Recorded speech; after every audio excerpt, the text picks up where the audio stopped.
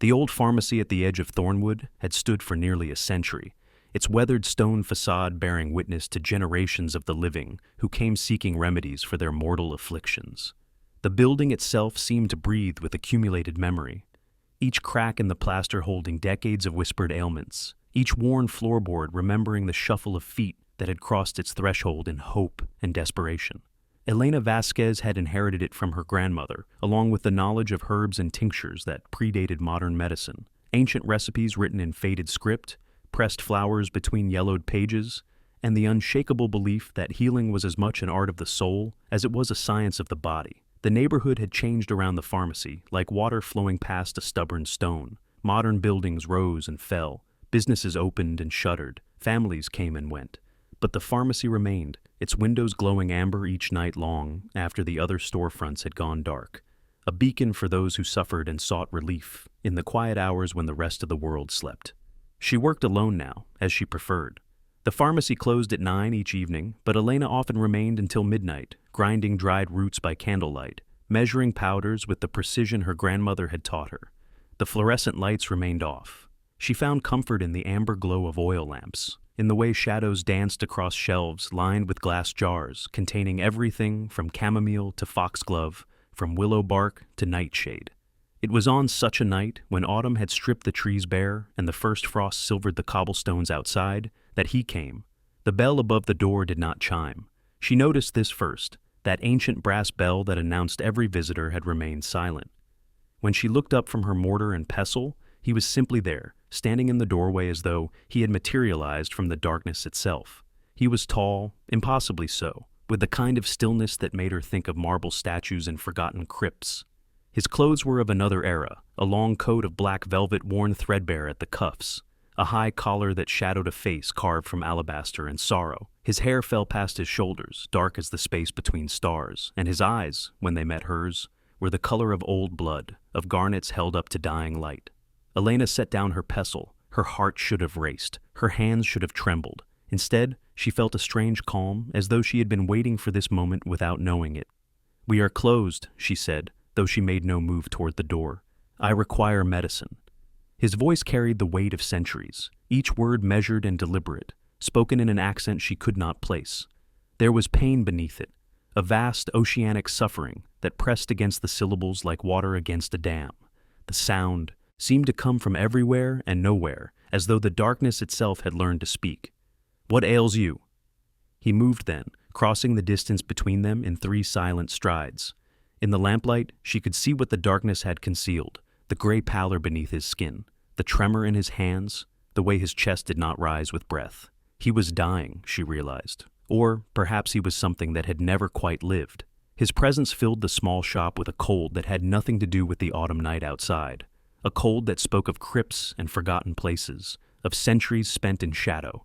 "Silver," he said, "in my blood, poison that burns through my veins like fire. I was careless. I trusted someone I should not have trusted, and now I pay the price for that ancient foolishness." Elena studied him. Her grandmother had told her stories, whispered tales of the night kind who walked between worlds, who fed on blood and lived beyond the reach of time. She had thought them fables, warnings dressed in supernatural garb to keep children from wandering after dark. Now, faced with the evidence of her grandmother's truth, she felt not fear but a peculiar recognition. "Silver poisoning requires specialized treatment," she said carefully. "Herbs that neutralize the toxicity, compounds that bind to the metal and draw it from the body. Such things take time to prepare, days perhaps. I have no coin." The admission seemed to cost him, pride warring with desperation across his ancient features. "What I once possessed has long since turned to dust. I can offer you nothing but my word, and the word of my kind has been broken so many times that it holds less value than silence." Elena moved to her shelves, her fingers trailing across jars until they found what they sought. Wolfsbane, black hellebore, the root of a night-blooming flower that had no name in any living language. She began to work, grinding and mixing with practiced ease. "I do not require payment tonight," she said without turning. "Healing is not a transaction. It is a calling." Behind her, the silence stretched taut as a bowstring. When he finally spoke, his voice had changed, softer now, threaded with something that might have been wonder. "You would help me, knowing what I am? I know that you suffer." She turned, holding a small vial of dark liquid. That is enough." He took the medicine from her hand, and where their fingers touched, his skin was cold as cemetery stone. He drank it in one swift motion, and she watched the effect ripple through him, the easing of tension in his shoulders, the slight return of color to his gray cheeks. "This will hold the poison at bay," she said. "But you will need more. Return tomorrow night, and I will have a stronger preparation ready." "Why?" The question seemed torn from him, as though he had forgotten how to ask it. "Why would you extend credit to a monster?" Elena met his garnet eyes without flinching. "My grandmother taught me that the measure of a healer is not in whom she chooses to help, but in whom she refuses to turn away. You came to me in pain. That makes you my patient, not my monster." For a long moment, he stared at her. Then, slowly, with the deliberate grace of falling snow, he bowed, a gesture from another age, from courts that had crumbled to ruin centuries before her birth. "I am called Vladislav," he said. "Once I was king of a realm that no longer exists, lord of a people who have forgotten my name. Now I am merely a creature of the night who has wandered too long and too far from anything resembling home." "Elena," she offered in return, "merely a pharmacist who speaks to the dead too often and sleeps too little." Something flickered in his eyes, not quite a smile, but the memory of one. "Until tomorrow, Elena the healer." He was gone before she could respond, the darkness swallowing him as though it had never released him at all. Only the empty vial remained, still cold from his touch. Elena returned to her work, but her mind wandered paths she had not traveled in years. Her grandmother had spoken of many things in her final days, of debts and duties, of ancient pacts between the healing folk and those who walked in shadow. "You will know when the time comes," she had said. "You will know, because you will not be afraid." Elena looked at the empty vial in her hand and understood finally what her grandmother had meant. She was not afraid. She was, inexplicably, home. The following nights established a pattern that Elena found herself anticipating with an eagerness she could not explain. Vladislav would arrive after midnight, when the world held its breath between one day and the next, and she would administer his treatment, each dose stronger than the last, each one drawing more of the silver poison from his corrupted blood. They began to talk. At first his words came reluctantly, pulled from him like threads from ancient tapestry. He spoke of battles fought with swords that had long since rusted to nothing, of courts where he had brokered peace between rival lords, of the night he had been turned, not by violence, but by a choice made in desperation to save his dying kingdom from invasion.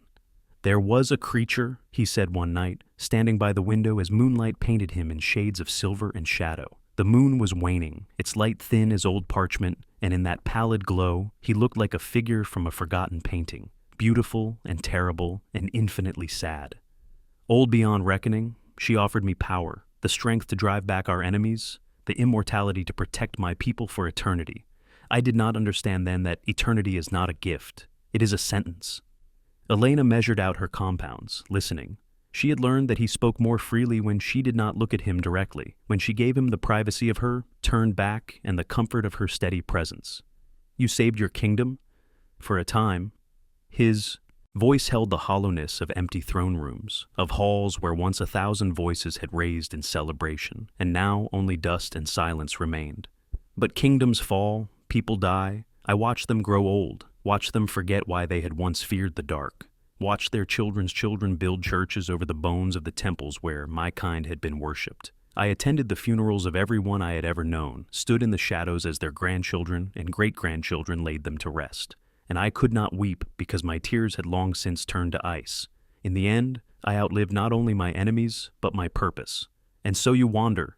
I seek oblivion." He turned from the window, and his eyes held the exhaustion of ages. "I have lived too long, Elena. I have loved and lost so many times that love itself has become a wound I can no longer bear to reopen. I have ruled and been forgotten, protected and been cursed, given everything and been left with nothing. This silver in my blood, I did not flee from it. I walked into the trap willingly, hoping it would end me at last." She set down her mortar, something fierce kindling in her chest. "And yet you came here. You asked for medicine. I did not intend to." The admission seemed to surprise him.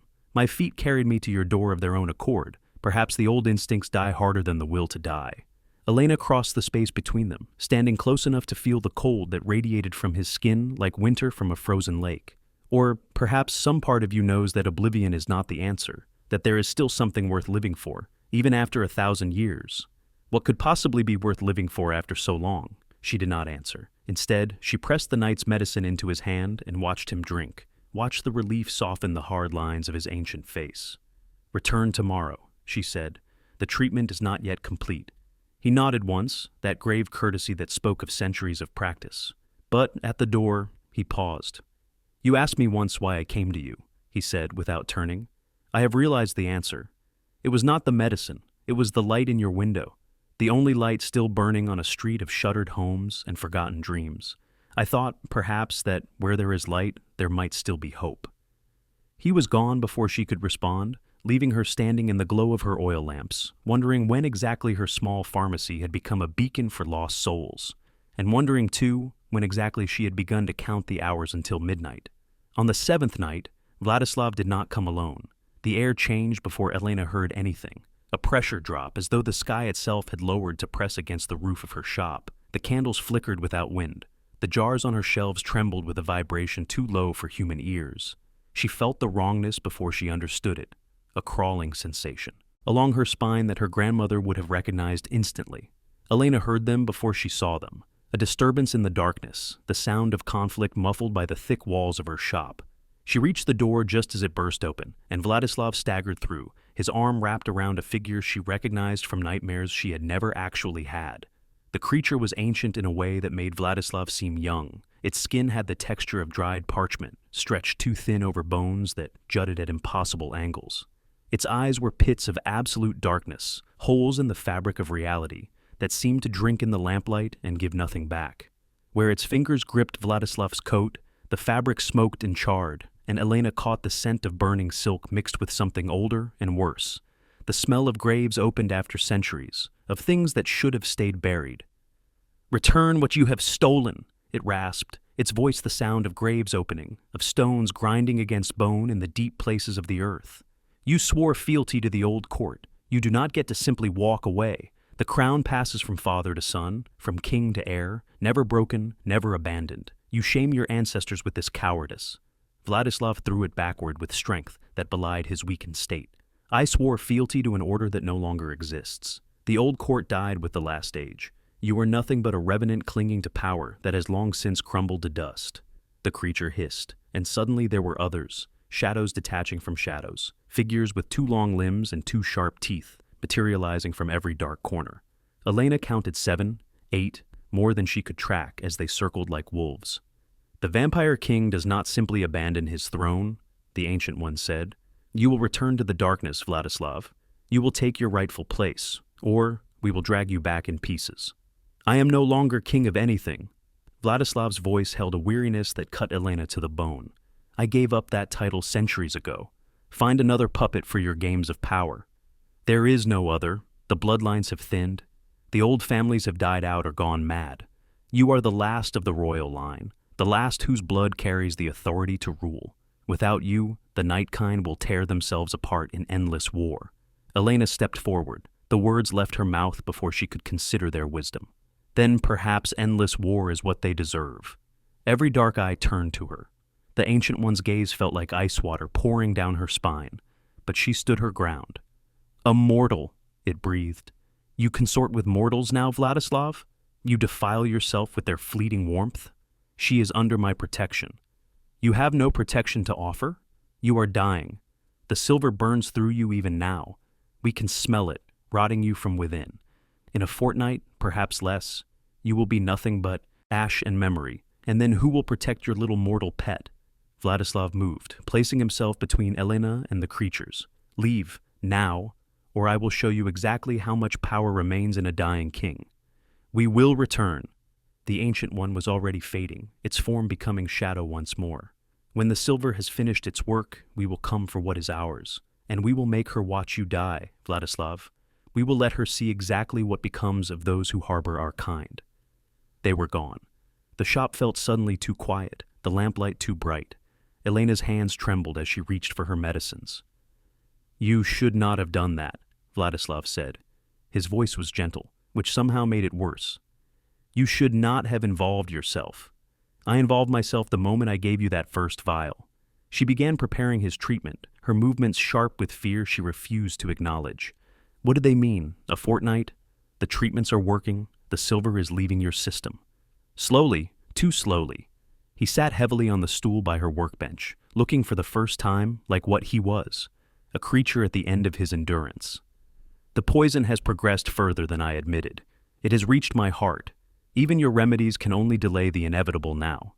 Then we find stronger remedies. Elena, no. She turned on him, and tears burned in her eyes. Tears she had not expected, could not explain. You do not get to give up. You came to my door seeking medicine, and I gave it to you on credit, and that means you owe me. You do not get to die before that debt is paid. He stared at her, and something in his expression shifted. Surprise giving way to something older, something that looked almost like hope strangled at birth. And how would you have me pay such a debt? I have nothing, Elena. No kingdom, no treasure, no power. I am a ghost haunting the shell of what I once was. Then haunted a while longer, she pressed the medicine into his hands, because I am not finished with you yet. He drank. He did not speak. But when he left that night, his step was slightly steadier, and the look he cast back at her from the doorway held something she had not seen before. Purpose. Fragile, trembling, barely alive, but purpose nonetheless. Elena did not sleep that night. Instead, she descended into the cellar beneath her pharmacy, into the archives her grandmother had sealed with warnings and wards. The stairs groaned beneath her feet, each step taking her deeper into a darkness that felt almost alive, watchful, waiting, ancient. Here were kept the oldest remedies, the most dangerous cures, treatments too potent for ordinary ailments, too costly for ordinary patients. The cellar smelled of centuries, dust and dried herbs, the mineral tang of old stone, and something else. A faint sweetness that might have been decay, or might have been magic, slowly returning to the earth. Elena lit a candle and watched the shadows dance. Across shelves lined with bottles and jars, each one labeled in her grandmother's careful script, in her great-grandmother's before that, and in hands so ancient the ink had faded to ghosts of letters. She found what she sought near dawn, a leather-bound journal filled with her grandmother's cramped handwriting, documenting a treatment used only twice in 300 years, a cure for silver poisoning in the night kind, complete, permanent.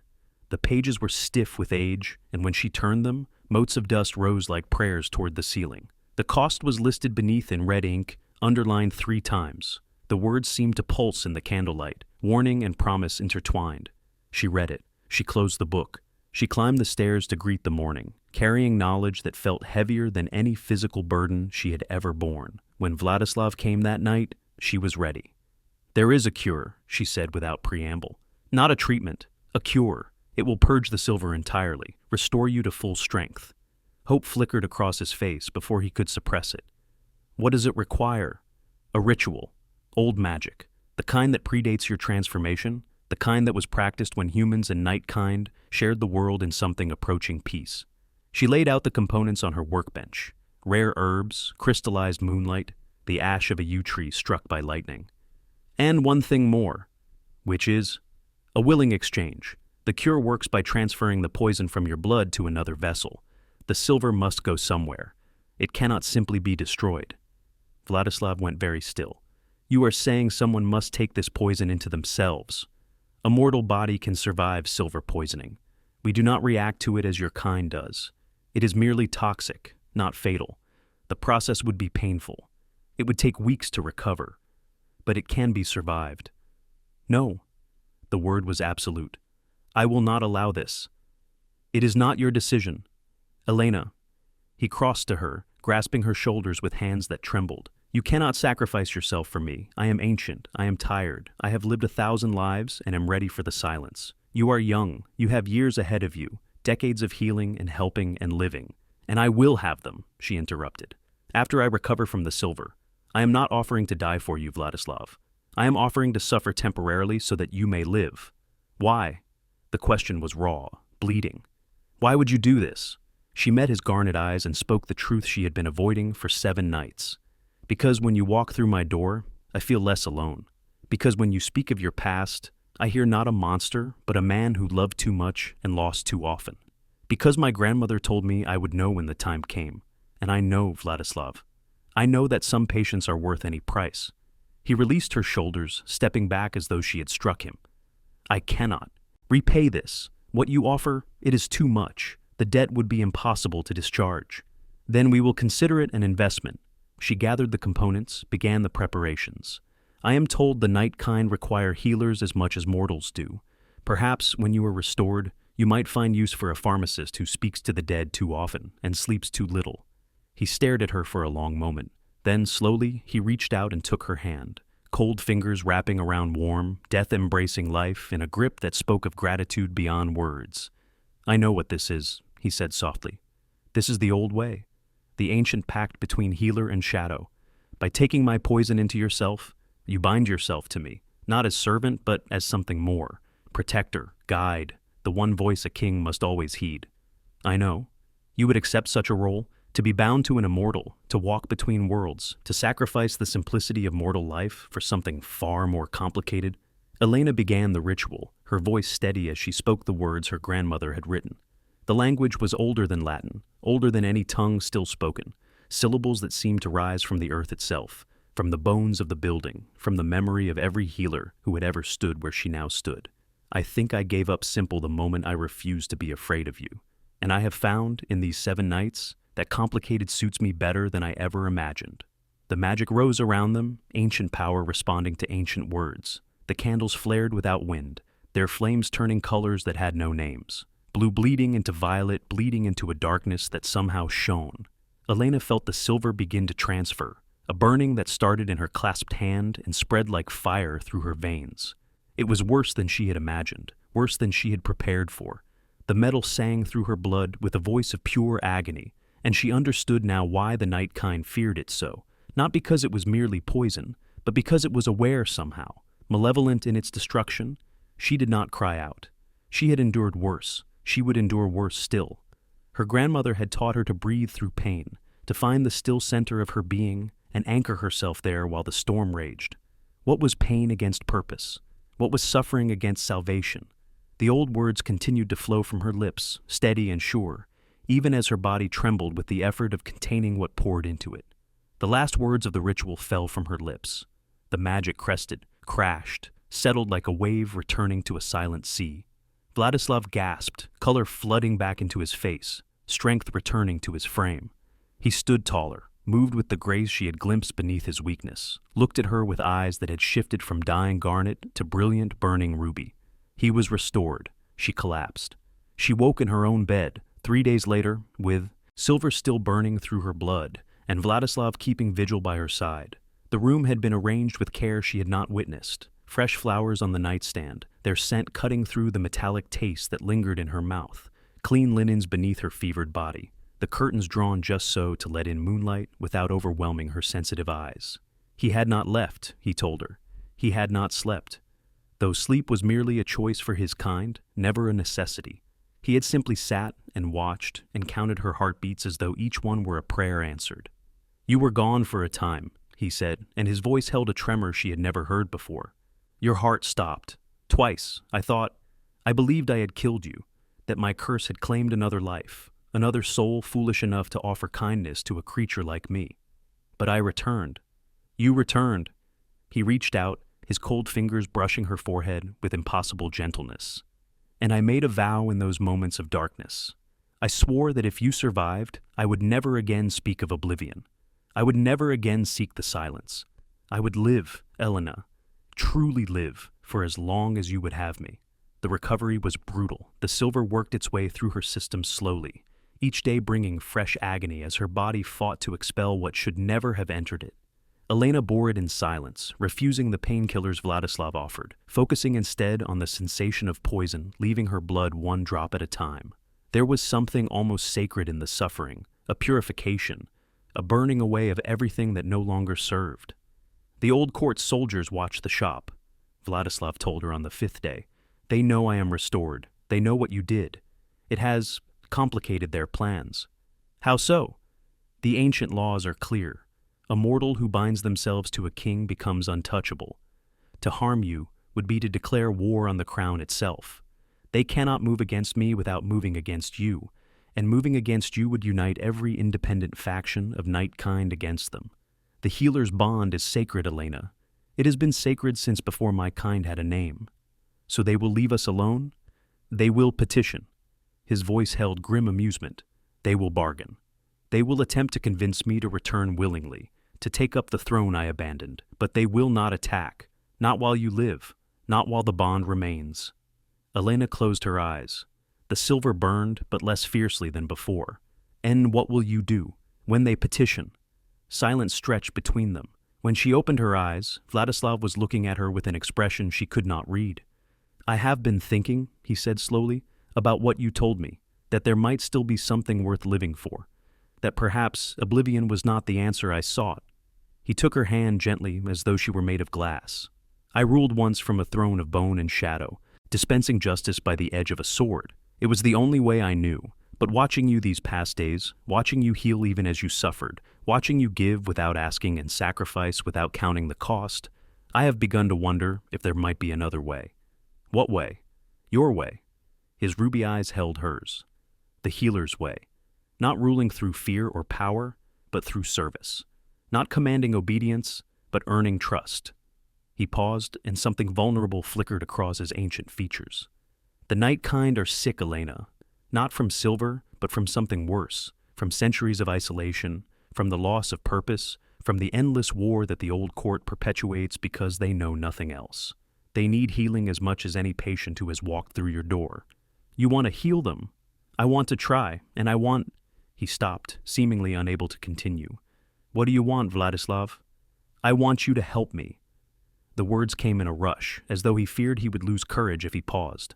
Not as servant or subject, as partner, as the kingdom's healer, with all the authority and protection that title entails. The old laws allow for it.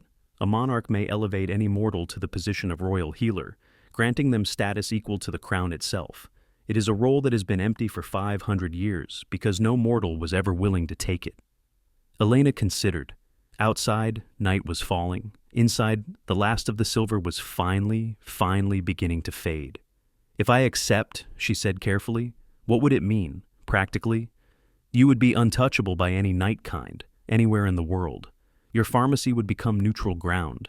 Any of our kind who sought healing could come to you without fear of attack. You would have access to resources I have accumulated over centuries, knowledge that has been lost to your kind for generations. And you would have—" He paused again. "Yes? You would have me, as protector, as ally, as whatever else you might wish. The bond already links us, but it is merely a foundation. What we build upon it is our choice." She thought of her grandmother, of the ancient recipes and whispered warnings. She thought of the light in her window, burning bright against the darkness. She thought of 7 nights of conversation with a being who had seen civilizations rise and fall, who carried grief like most people carried breath, who had walked into her shop seeking death and found something else entirely. "I have conditions," she said. "Name them." "The pharmacy remains mine. I will not abandon my mortal patients for the sake of immortal ones." "Agreed. I answer to no court, take no political position, involve myself in no wars. I am a healer, not a pawn." "Agreed. And you—" She tightened her grip on his hand. "You stay. Not as king, not as ruler, not as anything but yourself. You make this your home as much as I have. You learn to live again, not just to exist." He was silent for a long moment. When he spoke, his voice was rough with emotion he had long since forgotten how to express. "That," he said, "may be the hardest condition of all." "I know. Do you agree?" He lifted her hand to his lips, pressing a kiss to her knuckles with all the formal grace of a court that had crumbled to dust 1,000 years ago. "I agree." Autumn deepened into winter, and the pharmacy at the edge of Thornwood became something more than it had been. The transformation happened slowly, organically, like a garden growing without a gardener's conscious design. Word spread, first among the night kind, carried on whispers that traveled faster than wind through the shadow ways of the world. Then, among others, the witches and warlocks who had gone into hiding when humanity forgot to believe, the half-bloods and changelings who belonged fully to neither world, the ancient spirits who had grown tired of wandering and sought respite in mortal warmth. A Selkie came one December night, her sealskin stolen and her soul bleeding from the loss. Elena brewed her a tea of seaweed and moonflower, while Vladislav tracked down the thief, a collector of magical artifacts who had not understood what he possessed. The skin was returned. The Selkie wept salt tears that puddled on the floor and dried into crystals Elena later used in other remedies. A young vampire, barely a decade turned and still struggling with the hunger, appeared at the door in January. His maker had abandoned him, left him to navigate immortality alone, and he was half mad with thirst and terror. Vladislav taught him control with the patience of centuries, while Elena developed a blood substitute that could sustain him between proper feedings, a mercy for both the vampire and the humans he might otherwise have harmed. They came to Elena's door at midnight, all of them, and she turned none away. She learned new remedies for ailments she had never imagined, how to treat a werewolf's silver sensitivity without suppressing the transformation, how to ease the hunger of young vampires still learning control, how to mend the cracked essence of spirits who had lingered too long between worlds. Each patient taught her something new. Each healing added another layer to her understanding of the vast hidden world that existed parallel to human reality. Vladislav worked beside her, learning a new kind of strength. He had been a warrior king, a ruler of shadow and steel. Now he became something gentler, something he had never known he could be. He ground herbs with hands that had once wielded swords. He measured compounds with eyes that had once measured armies. He listened to patients speak of their suffering with a patience born not of immortal indifference, but of genuine, growing compassion. The old court sent their envoys. One by one, Vladislav received them in Elena's small parlor, surrounded by the scent of drying herbs and the soft glow of candlelight. One by one, he rejected their offers of power, their promises of glory, their threats veiled as warnings. "I have found a new kingdom," he told the Ancient One when it came at last, draped in shadows that writhed like living things. "It is small. It is humble. It heals rather than conquers. But it is mine, and I will not leave it." "This is beneath you," the Ancient One hissed. "You are the vampire king. You were born to rule." "I was born to nothing," Vladislav replied calmly. "I was made, against my will, into something I never chose to be. And now, after 1,000 years, I am finally choosing something for myself." He gestured to the shop around them, to Elena working quietly at her bench, to the warm light that held the darkness at bay. This is what I choose." The Ancient One left. It did not return. Spring came slowly to Thornwood, but when it arrived, it brought with it something Elena had not expected. Other mortals, healers from distant lands, drawn by rumors of a pharmacist who served beings beyond human understanding. They came seeking knowledge, seeking purpose, seeking the same calling that had led Elena to her grandmother's inheritance. She taught them what she could. The rest they learned for themselves. "You are building something," Vladislav said one night, as they walked together through the shop after closing. The shelves were fuller now, stocked with remedies for a dozen different kinds of being. The space had grown too, walls knocked through, an addition built by hands both mortal and immortal. "We are building something," Elena corrected. She paused by the window, looking out at the street where midnight visitors no longer lurked in shadow, but walked openly toward the light. "Though I confess I am not entirely sure what." "A bridge." He came to stand beside her, close enough that she could feel his eternal cold without touching him. "Between my world and yours. Between what was and what might be." He glanced at her, and his ruby eyes held something that looked almost like wonder. "You have done what centuries of war and diplomacy could not, Elena. You have given the night kind a reason to hope. I gave them medicine. You gave them more than that. You gave them dignity. You looked at creatures that humanity has feared and hated for millennia, and you saw patients rather than monsters. That is a gift beyond any remedy." She considered this. Outside, the first stars were appearing in a sky slowly deepening toward true dark.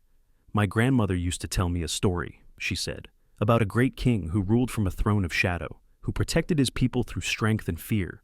She said that one day, when the world was ready, he would return, not to conquer, but to heal, not to rule, but to serve. She said he would need a guide, someone to remind him what it meant to be human, to teach him that there were kinds of power stronger than fear. And you think I am that king? I think you might be." She turned to face him fully. "I think you have been that king all along, buried under centuries of grief and duty and forgetting. I think the man who once sacrificed his humanity to save his kingdom is the same man who now stands in a pharmacy learning to grind herbs. The names change, the methods change, but the heart remains." Vladislav was silent for a long moment. When he spoke, his voice was quiet, stripped of all pretense. "I am afraid, Elena." "Of what?" "Of hope. Of caring again.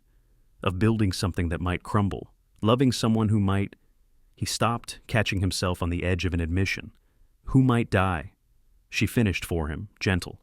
"Who might grow old while you remain unchanged? Who might leave you alone again?" Yes, she took his hand, cold flesh and warm, death-clasping life. Then we will be afraid together, and we will build something anyway. And when I am old, we will find a way to let you grieve without forgetting. And when I am gone, do not speak of that. When I am gone, she continued firmly, there will be others, other healers, other bridges, other lights burning in the darkness. What we are building is not about us, Vladislav. It is about what comes after. It is about making a world where nightkind and mortals do not have to fear each other, where healing is possible for everyone, where hope is not a weakness, but a strength. He lifted their joined hands, studying them as though they held answers to questions he had been asking for centuries. You truly believe this is possible?